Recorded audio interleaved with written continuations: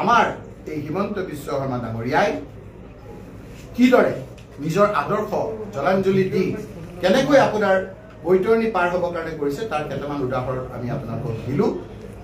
আপোনালোকে নিশ্চয়কৈ এই কথাখিনি অনুধাৱন আপোনালোকে কৰিছে যে আজি এই লোকসকলে তেওঁলোকৰ ক্ষুভিত হোৱাৰ কাৰণে আজি তেওঁলোকক এতিয়া নিয়াক লগা হৈছে। আৰু নিয়াক লাগি কি হৈছে জানে? এজিপি আপোনালোকে দলটো জানে, মই খোলাকৈ কৈছোঁ, এজিপিৰ জন্ম কিয় হৈছিল? জন্ম হৈছিল বিদেশীক আপোনাৰ বিতৰণ কৰিবৰ কাৰণে। বিদেশী কোন আছিল? যে বাংলাদেশী বিদেশী আৰু বঙালী হিন্দু মানুহখিনি, এই দুটা সম্প্ৰদায়ক ইয়াৰ পৰা খেদাব লাগে বুলি আন্দোলন কৰি চুক্তি কৰি তেওঁলোকে কিন্তু চৰকাৰ কৰিছিল। চৰকাৰটোৱে ৰাইজক সমৰ্থন কৰিছিল, একদম হিয়া উৰি ভোট দিছিল, চৰকাৰ কৰিছিল। পৰৱৰ্তী সময়ত মই আপোনালোকক মনত পেলাই দিছোঁ, নিজৰ আদৰ্শৰ পৰা ফালৰি কাটি ৰূপহীত এজিপি জিকিছিল। সংখ্যালঘু মুছলমান থকা এলেকাত ৰূপহীত জিকিছিল। দলগাঁৱত এজিপি জিকিছিল। ধুবুৰী সমষ্টিৰ এটাত এজিপি জিকিছিল। বৰাক ভেলীৰ এজন মুছলমান লোকক একে ডাঙৰ নেতা পাতি এজিপি জিকিছিল। পৰৱৰ্তী সময়ত এজিপি ধূলিহাত হৈ গৈছিল। সকলো মানুহে তেখেতসকলক নাকচ কৰিছিল নীতি আদৰ্শৰ পৰা ফালৰি অহাৰ কাৰণে। এইবাৰ হিমন্ত বিশ্ব শৰ্মাৰ একে ৰূপ হ'ব। তাৰ কাৰণে বিজেপি ডুবিব, ধূলিহাত হ'ব।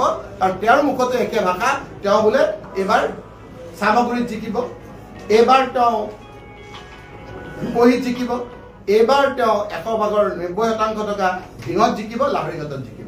কাৰণ তেওঁ ধেমাজিত হাৰিব, তেওঁ ৰঙানদীত হাৰিব, তেওঁ লখিমপুৰ হাৰিব, তেওঁ ডিব্ৰুগড় হাৰিব, তেওঁ চাবুৱা হাৰিব, তেওঁ গোলাঘাট হাৰিব, ধলাই হাৰিব, শিলচৰ হাৰিব। এইবিলাক যে হাৰিব তেওঁৰ অংকত যেতিয়া দেখিছে, এতিয়া তেওঁ কম্পেনচেট কৰিব বিচাৰিছে এইকেইটা সংখ্যালঘু মুছলমান থকা সমষ্টিকেইটা, যিটো পৰীক্ষামূলকভাৱে এটা এজিপিয়ে কৰাৰ পিছত ধূলিহাত হৈ আজি এজিপিক নাকচ কৰিলে। হিমন্ত বিশ্ব শৰ্মাৰ নেতৃত্বত আজি বিজেপি যে ধূলিহাত হ'ব, আমাৰ মুখত নালাগে, পুৰণা মন মাৰি থকা বিজেপিসকলৰ মুখত চাওক। তেওঁলোকে কিন্তু গম পাইছে এই উপ নিৰ্বাচনত আপোনালোকৰ কথা বিষম। কাৰণ কেনেকৈ গম পাইছে? ভাৰতবৰ্ষত এতিয়া হিমন্ত বিশ্ব শৰ্মাৰ আপোনালোকে চাব, যিজন মানুহে চাৰ্টাৰ প্লেট লৈ অনবৰতে দিল্লী গৈ থাকে, এইকেইটা একদম নিমাত নিতাল হৈ আছে। কাৰণ এই হেমন্ত সোৰেন আমাৰ মুখ্যমন্ত্ৰী, এজন দলিত লোকক জেললৈ নি যিদৰে অপদস্থ কৰিলে ইলেকশ্যনৰ সময়ত, যিদৰে সস্তীয়া কথা কৈ সেই মানুহজনৰ মুখখন দেখিলে আপোনালোকে দেখিছে, তেওঁলোকক অপমান কৰিছিল। আজি ভাৰতবৰ্ষৰ বিজেপিসকলৰ মুখত হ'ল যে হেমন্ত সোৰেন আৰু হিমন্ত বিশ্ব শৰ্মা, সেই দুজনৰ ছবি লৈ পেলাই বিজেপি আৰু কংগ্ৰেছ আৰু আমাৰ এলায়েন্স পাৰ্টীয়ে আমি ঝাৰখণ্ডত গৈছিলোঁ।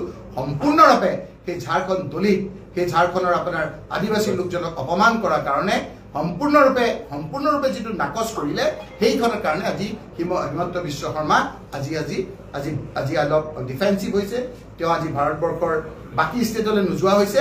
আৰু এইকেইটা জিকাটোকে তেওঁ অকণমান জীয়াই ৰাখিবলৈ বিচাৰিছে, যিটো ধলাইত আপোনাৰ তেওঁলোকে প্ৰায় হাৰু অৱস্থা। উপ নিৰ্বাচনত সদায় ৰুলিং পাৰ্টি জিকে, সেইটো ইয়াৰ কথা নহয়। হিমাচল প্ৰদেশত আমি MP চব হাৰিছোঁ, কিন্তু MLA চব জিকিছোঁ। সেইটো ইমান ডাঙৰ 1 বছৰীয়া। আৰু আমাৰো এটা ভাল, আমি স্বীকাৰ কৰিছোঁ যে এবছৰ আমাৰ এবাৰ ধাক্কা খোৱাটো ভাল। আমিও যদি অলপ স্পীডত দৌৰিছিলোঁ, এই শিক্ষাটোৱে আমাক আগন্তুক দিনত আৰু এই ধেমাজি লখিমপুৰত মই আজি আকৌ কৈছোঁ, আপোনালোকৰ যিসকল অলপ পুৰণা সাংবাদিক আছে আপোনালোকে চাব, যেতিয়া মই কাৰ নাম ল'ব খোজা নাই, তেওঁ নাই আজি, যেতিয়া কংগ্ৰেছ ঘৰৰ পৰা ওলাই আহিবলৈ ভয় খাইছিল, সেই সময়ত ধেমাজি এই ৰঙানদীৰ পৰা কংগ্ৰেছে ৰাজপথলৈ আহিছিল। তেতিয়া গুমেশ্বৰ পেগুৰ ল'ৰাই আমাৰ সুশীল পেগুহঁত আছিলে, সেই তেতিয়া ওলাইছিলোঁ আপোনাৰ সাংবাদিকৰ পৰা আদি কৰি বিভিন্নজনে আপোনাৰ চাইছিল যে কংগ্ৰেছ ৰাজপথলৈ আহিলে, কাৰণ মানুহৰ মনত তেতিয়া খুব আছিল। আজিৰ দৰে আপোনাৰ মূল্য বৃদ্ধি হৈছিল। আজিৰ তাৰিখত আপুনি কওকচোন, আজি মুখ্যমন্ত্ৰী ডাঙৰীয়াই আজিৰ তাৰিখত আকৌ 900 কোটি টকা ধাৰ লৈছে। আজিৰ তাৰিখত মানুহৰ হাহাকাৰ অৱস্থা হৈছে। এই কথাবিলাক আজি ফালৰি কাটিবৰ কাৰণে এই ধৰণৰ কথাবিলাক কৰিছে। আজি মই ভূপেন বৰা ডাঙৰীয়াক ধন্যবাদ জনাম যে আপোনালোকক আজি এইখিনি সম্বোধন কৰিবলৈ দিছে। এই যিটো এক্সট্ৰিম ৰাজনীতি কৰি গোটেই আকাশ পতাক আমাৰ যেতিয়া আপোনাৰ প্ৰদূষিত কৰিছে, তাৰ প্ৰত্যুত্তৰ আজি আমি ইয়াতে নহয়, অহাকালি আমি আজি গৈ ধেমাজি যাম, তাৰপিছত ডিব্ৰুগড় যাম, শিৱসাগৰ যাম, নামনি যাম, উজনি যাম, বৰাক ভেলী যাম। আমাৰ প্ৰদেশ কংগ্ৰেছৰ সভাপতি ডাঙৰীয়াই বিভিন্ন জনৰ যোগেদি এই কথাখিনি ৰাইজৰ ওচৰত দাঙি ধৰিব আৰু আমাৰ আশা যে হিমন্ত বিশ্ব শৰ্মা এতিয়া যিমানকৈ জ্বলিছে তাৰ মানে আমি এটা বিশ্বাস কৰোঁ যেতিয়া চাকি নুমাবলৈ হয় বেছিকৈ জ্বলে এই যে জ্বলিছে সেইটো নুমাবৰ সময় হৈছে তাৰে আগজাননী আজি ৰঙা নদীত আজি আমাৰ এই সাংবাদ মেল ধন্যবাদ এইখিনিতে এটা প্ৰশ্ন আছে যে আপোনালোকে যিহেতু উপ নিৰ্বাচনত আপোনালোকে পৰাজিত হৈছে এনেকুৱা